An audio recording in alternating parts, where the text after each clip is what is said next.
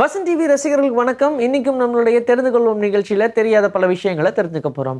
United states இதை பத்தி நம்ம எல்லாருக்கும் தெரியும் இல்லையா? அது என்னப்பா ரொம்ப பிரம்மாண்டமான ஒரு இடம்ப்பா, அவங்க கிட்ட இல்லாத பணமாப்பா அப்படின்ற மாதிரிலாம் நம்ம சொல்லுவோம். என்னதான் யூஎஸ் அமெரிக்கா இதெல்லாம் பத்தி நம்ம ரொம்ப பெருமையா பேசிக்கிட்டு இருந்தாலும் நேச்சுரல் டிசாஸ்டர் அப்படின்னு சொன்ன உடனே அதெல்லாம் மறந்துடுவோம். நம்மளோட இந்தியா தான்ப்பா ரொம்ப கவலைக்கிடமான நிலைமையில இருக்கு.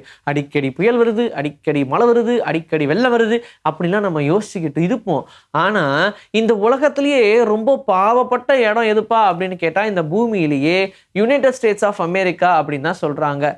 எஸ், அங்கதான் ஃப்ளட் வரும், காட்டு தீ வரும், டொர்னாடோஸ் அதாவது சூறாவளி வரும், இப்படி எல்லாமே வரும். வறண்ட பாலைவனமும் அங்கதான்ப்பா அப்படின்ற மாதிரி வெதர் ரொம்ப மோசமான ஒரு நிலைமையில மக்கள் வாழ்ந்துகிட்டு இருக்காங்க அப்படின்னா அது யுனைடெட் ஸ்டேட்ஸ் ஆஃப் அமெரிக்கான்னு தான் சொல்றாங்க. ஏன்னா சீரான ஒரு கிளைமேட் இல்லாம மாறி மாறி மாறி போட்டு சித்திரவதை பண்றதும் அங்கதான். பட் என்ன பண்ண முடியும், அங்கிருந்து தானே பணம் அதிகமா உலகத்துல புழங்குது. ஆனா நம்ம எல்லாரும் நினைச்சிட்டு இருப்போம் இந்தியா தான் இருக்கிறதுலே ரொம்ப மோசமான சுச்சுவேஷன்ல இருக்கு, அடிக்கடி மழை வருது, புயல் வருது, வெள்ளம் வருது அப்படின்லாம் சொல்லுவோம். பட் இதை விட ரொம்ப கவலைக்கிடமான நிலையில தான் யூஎஸ் இருக்குன்னு சொல்றாங்க. ரொம்ப அதிகமாக கிரைம் நடக்கிற இடம் எது அப்படின்னு கேட்டால் அது பிரேசில்னு சொல்லுவாங்க. இந்த பிரேசில் இருக்கக்கூடிய சில இடங்கள்ல கிரைம் அதிகமாக நடந்துக்கிட்டே இருக்கு. ஆனால் இதை கண்ட்ரோல் பண்ணும் அப்படின்றதுக்காக எப்பயுமே ஒரு கைதியை தூக்கி ஜெயிலில் அடைச்சிருவோம். ஆனால் ஜெயிலிருந்து திரும்ப அவங்க வெளியே போனதுக்கு அப்புறமா தவறுகள் பண்ணுறாங்க இல்லையா, அது எல்லாத்தையும் சரி பண்ணும் அப்படின்னா அவங்களுக்கு ஒரு நாலேஜை கொடுக்கணும். அப்போ என்ன பண்ணுவோம், அவங்கள புக்கு படிக்க வைப்போம் அப்படின்னு சொல்லி ஃபர்ஸ்ட் புக்ஸ் எல்லாம் கொடுத்துருக்காங்க. ஆனால் அந்த ஜெயிலில் இருக்கக்கூடிய பிரிசனர்ஸ் யாருமே அதை ப்ரிஃபர் பண்ணவே இல்லை, யாருமே அதை கொடுக்காம போயிட்டாங்க. அதனாலே என்ன பண்ணுறாங்க, பேசாமல் ஒன்று பண்ணுவோன்னு சொல்லிட்டு அந்த புக்ஸ் எல்லாம் யார் யார் படிக்கிறாங்களோ அந்த புக்ஸை அவங்க படித்து ரிப்போர்ட் எழுதுறதுக்கு ஏற்ற மாதிரி அவங்களுடைய வாழ்நாள் தண்டனையை கொஞ்சம் கொஞ்சமாக கம்மி பண்ணிகிட்டே போயிருக்காங்க. அவங்க ஒவ்வொரு புக்கு படிக்கும் போதும், அதாவது இப்போ ஒரு புக்கு படிக்கிறாங்க அப்படின்னா ஒரு வருஷத்தில் 48 நாள் அவங்களுக்கு கழிஞ்சிருமா. இப்படி அவங்க எத்தனை புத்தகம் படிச்சுக்கிட்டே இருக்காங்களோ அவங்களுக்கு அவங்களுடைய வருஷத்துக்கு 48 நாள் அப்படின்றத குறைஞ்சிக்கிட்டே இருக்கும் அப்படின்ற மாதிரியும் சொன்னாங்க. அது சொன்னதுக்கு அப்புறமா அங்கே புக்ஸ் படிக்கிறவங்களுடைய எண்ணிக்கை ரொம்ப அதிகமாயிருச்சு. சீக்கிரமாக புக்கு படித்து ரிப்போர்ட் எழுதி கொடுத்துட்டோம்னா நம்ம சீக்கிரமா விடுதலை ஆயிரலாமே அப்படின்ற ஒரு எண்ணத்துல நிறைய புக்ஸ் படிக்க ஆரம்பிக்கலாங்க.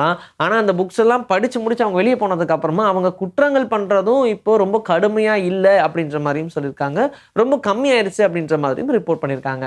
கூகுள் அப்படின்னு சொல்லும்போது எவ்வளோ ஸ்டைலாக இருக்குது. ஆனால் அவங்க கண்டுபிடிச்ச டைமில் கூகுள் அப்படின்னு பேர் வைக்காம பேக் ரப் அப்படின்னு பேர் வச்சுருந்துருக்காங்க. பேக் ரப் அப்படின்னு வச்சதுமே இந்த சர்ச் இன்ஜினுக்கு பயங்கரமான ஒரு கலாயெல்லாம் வர ஆரம்பிச்சிருச்சு.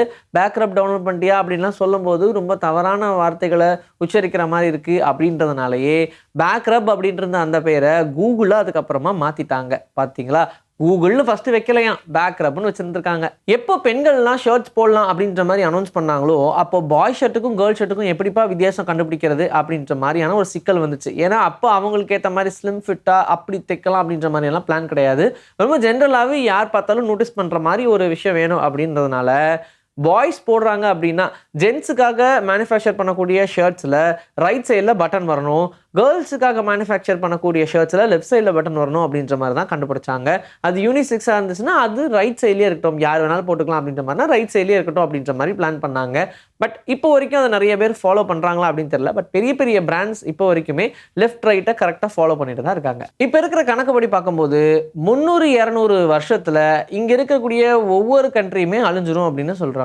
வாட் அப்படின்னு நீங்கள் கேட்கலாம். ஆனால் அது கண்ட்ரி அழியுதுன்னு சொல்கிறத விட ஒரு கேப் நமக்குள்ள இருக்கு இல்லையா, அந்த கேப்லாம் இல்லாமல் எல்லாம் ஒன்றா சேர்ந்துரும் அப்படின்னு சொல்கிறாங்க.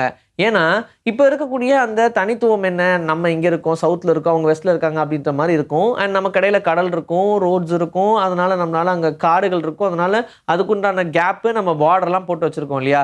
ஆனால் இப்போ போக போக என்ன ஆக போகுதுன்னா எல்லா காண்டினென்ட்டும் ஒன்றா சேரப்போகுது அப்படின்னு சொல்கிறாங்க. அந்த காண்டினென்ட்லாம் ஒன்றா சேர்ந்துச்சுன்னா கண்ட்ரி கடையில் கேப்ஸே இருக்காது. நம்மளோடைய சேஃப்டிக்காக பார்டரில் நிற்க வச்சு பாதுகாக்க வேண்டியதான் இப்போ பண்ணுற மாதிரியே. அதனால் எல்லா காண்டினென்ட்டும் ஒன்றா சேரப்போகுதுன்னு சொல்கிறாங்க. அதுக்கு பேர் பேஞ்சியா அப்படின்னு சொல்றாங்க. ரொம்ப சீக்கிரமாவே இது நடக்க போகுது. ரொம்ப சீக்கிரமான நாளைக்கே நினைச்சுக்காதீங்க, ஒரு 200-300 மில்லியன் இயர்ஸ்ல நடந்துரும். டால்பின்ஸ் எல்லாமே ரொம்ப ரொம்ப சேட்டை பிடிச்சது தான், அது நமக்கு தெரியாதா. ஈவன் டால்பின்ஸை வச்சு இப்போ நிறைய ஷோஸ் பண்ணிட்டு தான் இருக்காங்க. நீங்க தாய்லாந்து மாதிரியான இடங்களுக்கு போனா டால்பின் ஷோஸ்லாம் நீங்க பார்க்கலாம், அது நடந்துகிட்டே தான் இருக்கு. ஹியூமன்ஸோட ரொம்ப ஃப்ரெண்ட்லியா பழகக்கூடிய டால்பின். ஈவன் டால்பின்லாம் சேர்ந்து ஷார்க் கிட்ட இருந்து ஒரு கூட்டத்தையே காப்பாச்சுலாம் கேள்விப்பட்டிருக்கோம். இந்த டால்பினும் எப்படி மனுஷங்களோட அட்டாச்சா இருக்கோ அதே மாதிரி மனுஷங்களை மாதிரியே ஒரு பழக்கமும் இருக்கு. என்னன்னா அதுதான் இதுதான் போதை அப்படின்னு சொல்கிறாங்க. இது என்ன பண்ணுதுன்னா, பஃபர் ஃபிஷ் அப்படின்ற ஒரு ஃபிஷ் இருக்குங்க. அதை கடிச்சா இதுக்கு போதை ஆயிடும். உடனே இது சூப்பராக போதை ஆகணுன்றதுக்காக அதை நச்சு நச்சு நச்சுன்னு ஒரு 4 கடி கடிக்கும். கடிச்சு முடிச்சதுக்கப்புறம் அவங்களுடைய ஃப்ரெண்ட்ஸுக்கெலாம் ஷேர் பண்ணி ஜாலியாக கடிச்சிட்டு, அந்த பஃபர் ஃபிஷ்ஷுக்கு எதுவும் ஆகாது. கடிச்சு முடிச்சதுக்கப்புறம் அதை விட்டுருவாங்க. அதோடைய சின்ன சின்ன காயங்களும் ஹீல் ஆயிரும் அப்படின்னு சொல்கிறாங்க.